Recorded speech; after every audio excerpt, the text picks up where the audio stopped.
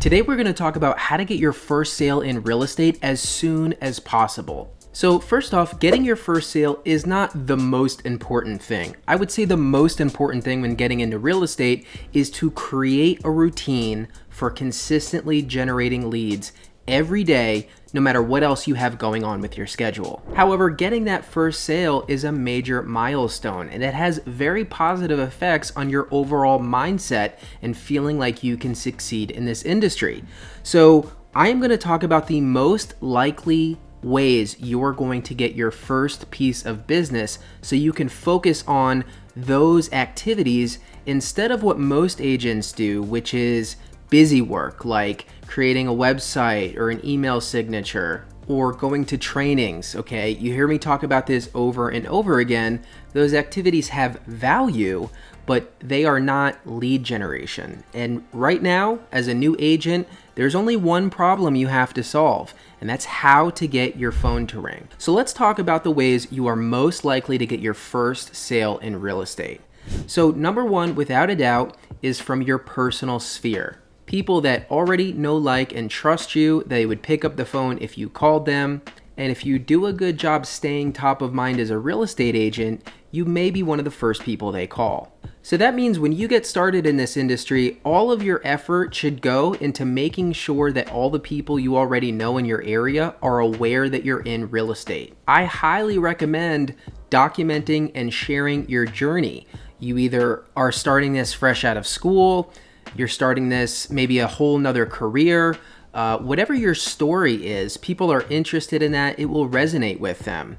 Now, a lot of feedback I get from this is, well, I'm worried about people realizing I just got into real estate. Why would they use me? Just forget about that for now. Don't get in your head about who will reach out or why. Just focus on what I'm telling you, and I promise you'll have good results. Now, this does not have to be complicated. All I'm talking about doing is things like posting on Facebook and Instagram every day, okay? Facebook and Instagram as social media platforms are the ideal way to interact with people that you already know. They're not the ideal way to interact with strangers. So just do simple posts about your journey getting into real estate. Not all of your posts have to be about real estate, but you want to be visible to these people that you already know. You can also do things like call people that you're comfortable with calling if you already have a habit of doing that, and just share about your life like you normally would. A lot of people have success with writing handwritten letters to people that they're comfortable doing that with. I think this is a great way to show people that you're serious about this and that you really want to succeed. Now, if you have a small sphere of influence, maybe you just moved to the location that you're living. Okay, this was the case for me. I'm an introvert. I did not have a lot of people in my sphere. You have to have a hobby. Honestly, even if you do have a large sphere, you still have to have a hobby. I'm telling you, your hobby that you interact with other people with on a consistent basis is one of the most likely places that you're going to get your first piece of business. Now, if you don't have a hobby, you have to get one, okay? I don't want to hear excuses. You're in sales now. A hobby is a great way to do something you actually enjoy, right? I'm not suggesting you pick up a hobby that you don't enjoy. That would be crazy. It's a great excuse to pick up a hobby that you enjoy that's going to be healthy for you, and it's also going to further your connections with new people. And as you develop those relationships and they are aware that you're a real estate agent because you post consistently on your social media and because you bring it up in conversation, this is a very high likelihood that this is where your business is going to come from. Personally, for my gym, I can count on it anywhere from 3 to 10 transactions every single year. It's a large gym. There's a lot of people there. People know me because I've been there a while. So start a hobby or pick up another hobby. As a salesperson, you have to have hobbies. Your first piece of business is almost definitely going to come from your sphere of influence. So you've got to make sure you have a hobby, and you have to make sure that the people that you already know are aware you've transitioned into real estate. Don't worry about the details like messaging or branding or anything like that. I'm keeping this very simple for you. Just post, just connect, just join a group. The next most likely source of your first piece of business is probably going to be an open house. Now, there's a way to do open houses correctly, and there's a way to do open houses that will completely waste your time. I highly recommend you check out my full-length video on how to host an open house correctly. But the great thing about open houses is that you have a high likelihood of meeting people who are in the market right now. And if they're not represented and you make a good impression and provide value, this is where some of your first pieces of business come from. And it's very often immediate business, right? Many of the lead generation techniques I always harp on are fantastic, but they're longer term. They require you doing the work consistently for a longer period of time before you see consistent results. Now, my very first piece of business in real estate came from an open house. You could say I got lucky, but you can't get lucky if you don't put yourself in the game. A cash buyer walked into a home. She was from China. We developed a rapport, and I helped her buy her first home. Now, it's not usually going to work like that. A lot of times it does take a few days, a few weeks, maybe a few months of you following up with the people that you meet at open houses before they're willing to work with you. But you're giving yourself an opportunity, okay? Again, this video is all about closing that first sale quickly. Outside of your personal sphere, which includes your hobby groups, an open house is the most likely source of immediate business. So if you're going all in, if you are motivated and you know you're going to succeed, host open houses on the weekend. They only take a few hours, but make sure you're doing it the right way. Do not host random open houses posted at your brokerage. That is what everyone does. It's completely ineffective because you end up spending time in an area that you're not familiar with and you can't provide people with value. You can look up the listings that you like in the areas that you like and ask those agents if you can host their home open. Of course, you'll get some no's, but you'll eventually get a yes. And this is a great way to create brand recognition because your signs are in the same location every weekend and you're an expert. When people ask you questions, you are in a neighborhood you already know because you chose that neighborhood. So this just makes the whole process way more effective. But open houses are fantastic, so why not try some on the weekends? All right, next up, I have cold calling, FSBOs, and expireds. Now, my channel is all about creating leads for free through organic social media in your sphere of influence. But there are plenty of agents who crush it with FSBOs and expireds. Similar to open houses, the benefit here is that you'll be speaking with people who either had their home in the market and couldn't sell it, or people who are actively trying to sell their home by themselves, right? So this is immediate business potentially. Now, again, it's not very likely that you call someone the first time and they say, yes, hey, come list my home. You will probably need to log them into your CRM and follow up with them consistently, providing value until eventually they will interview you for the position. However, if you get good at this, you can set listing appointments right away. And if you have a good listing presentation, you can get a listing very quickly.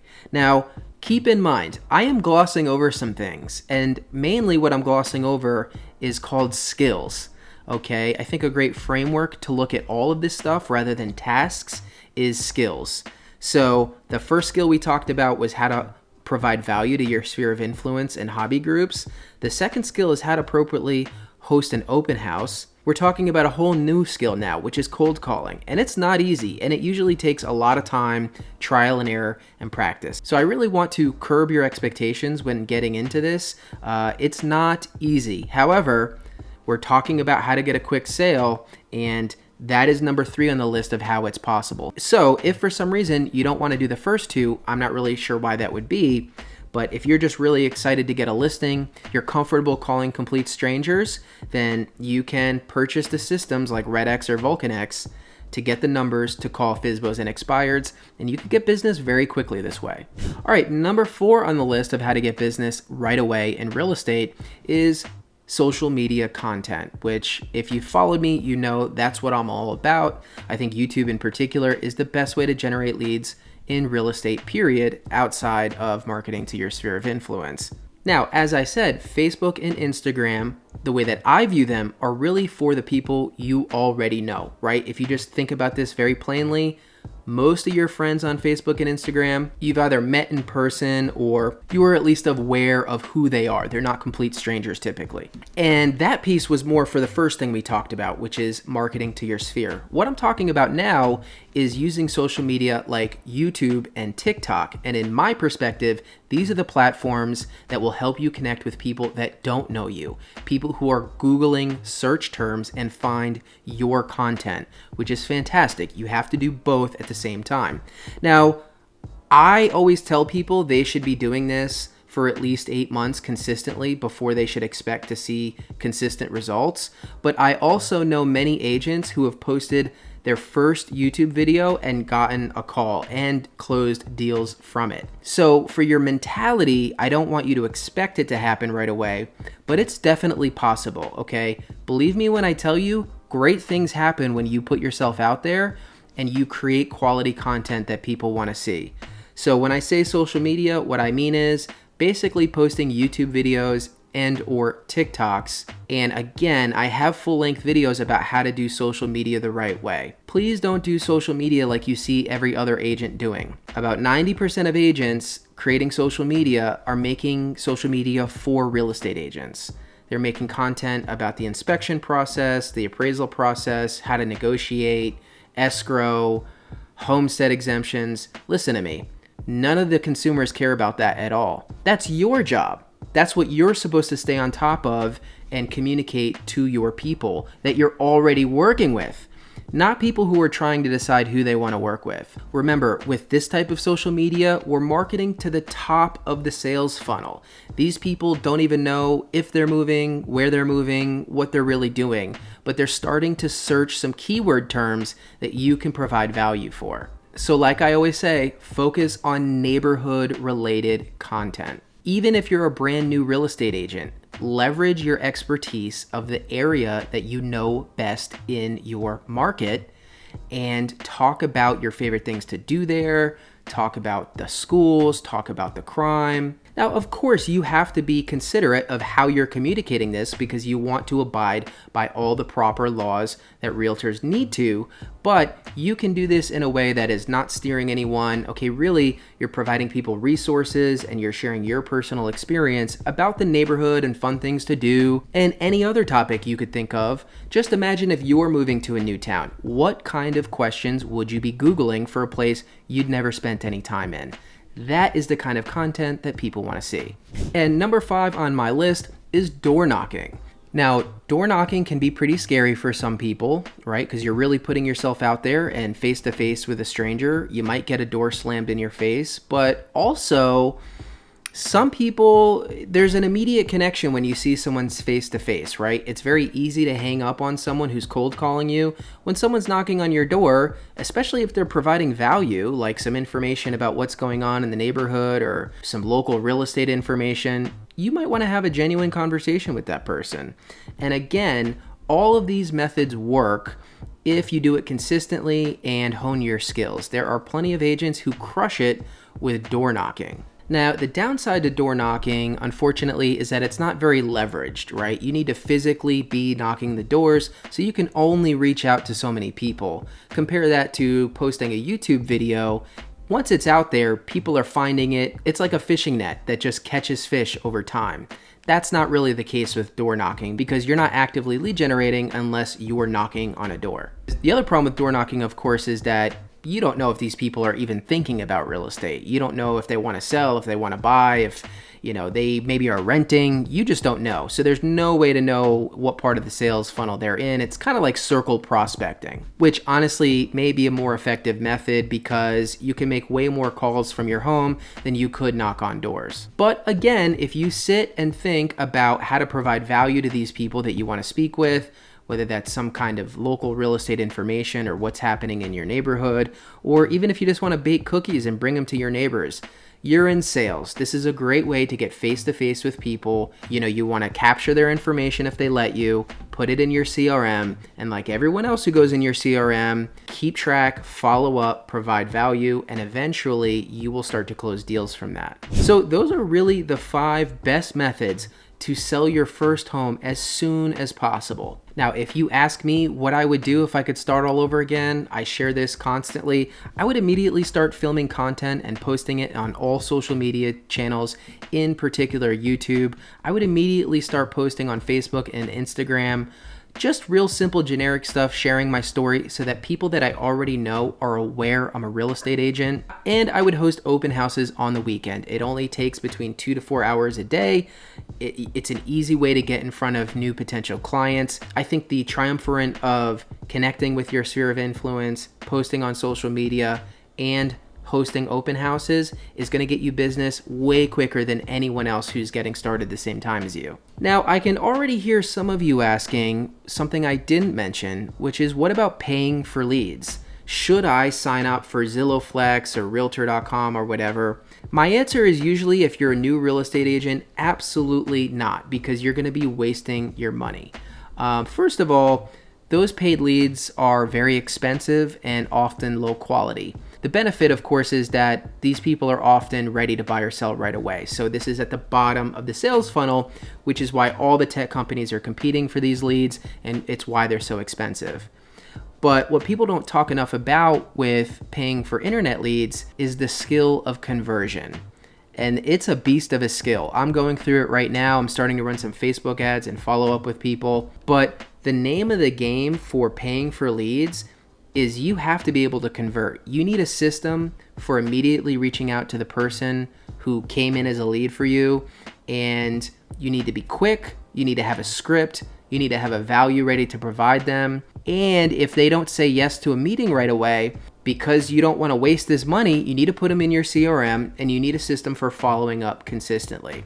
In my experience, this is pretty challenging for new agents, right? We're trying to develop a lot of skills at the same time. And now you're trying to figure out, in addition to get people that you know wanting to work with you, how to get these people who don't really know why you're calling them to work with you. These are strangers on the internet. You paid for leads. They have no idea who you are. So the conversion skill is very difficult. Now, usually what you see is, as an agent becomes successful with other methods and maybe they start a team, you see a lot of teams buying leads, typically because they have systems in place for their agents to convert, and they help them follow up and convert. So I am not just blanketly against paying for leads. I think you need to wait a little further in your career for them to complement your organic leads. If you don't have the skill of developing organic leads, it's very hard for me to believe you're going to develop the skill of converting internet leads. So if you're a new solo agent, do not pay for leads. Your money would be much better spent purchasing filming equipment or marketing materials to send to your sphere of influence. All right, so there you have it, the 5 fastest ways to get your first sale in real estate as soon as possible.